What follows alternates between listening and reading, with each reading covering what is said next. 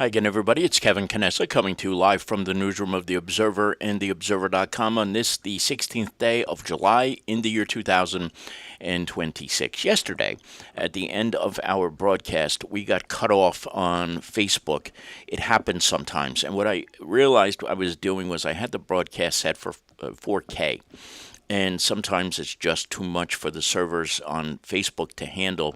So it knocked us off at the end of the broadcast. And then there were a couple of things that I wanted to get to that I wasn't able to do, and I figured I would do that today. Just a few kind of housekeeping items that I wanted to do first. But this is the first and perhaps the most important thing, and that is the Kearney's Farmer Market is coming back. It will begin on July 20th through the 26th of October, and it will take place every Monday from 11 a.m. to 4 p.m.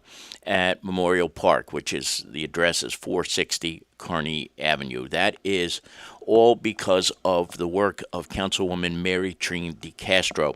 You know, earlier in the year, they unfortunately had to cancel the farmers market because of the farmer who was handling it backing out at last minute. So I spoke with Councilwoman DeCastro yesterday. This is, of course, right across the street from the Walgreens. SNAP benefits and WIC benefits and senior vouchers are accepted for the program.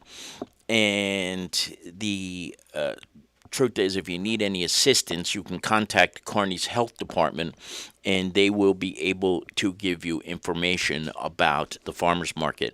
The first week at 1 p.m., there will be a mariachi band playing at the same time. So if you go over, you should probably go over at 1 o'clock so you can get a chance to see what the mariachi band has to do and has to offer.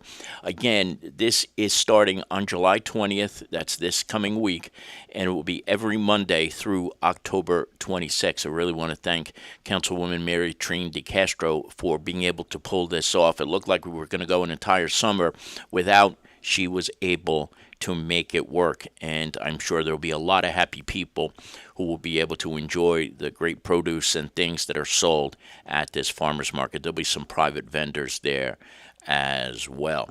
As I think you are all getting accustomed to hearing every week, the Kearney Public School Uniform Exchange is here and with us already.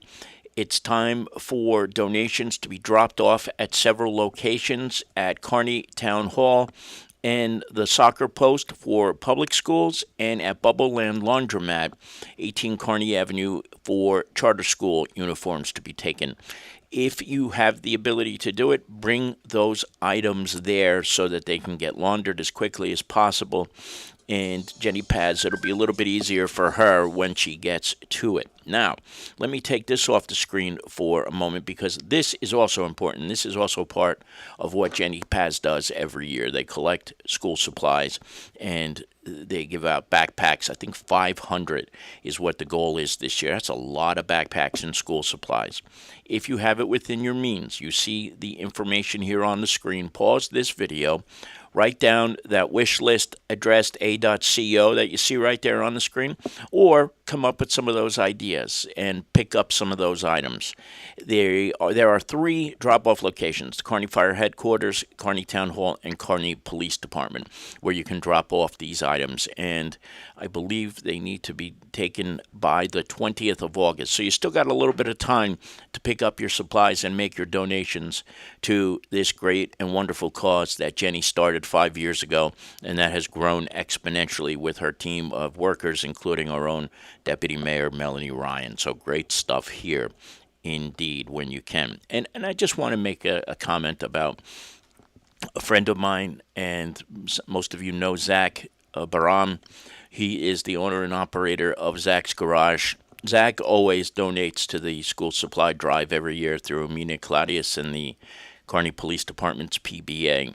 And this morning I was over with Zach because one of the things on the quarter panel of my car was loose. And I brought it over. I said, is there anything you could do with this? Can you kind of glue this up or rig it so that it doesn't hang off? I didn't want to lose it while driving back and forth to Morristown to see my mother. Within 5 minutes, Zach fixed it. Wouldn't take a penny. This is the kind of guy he is.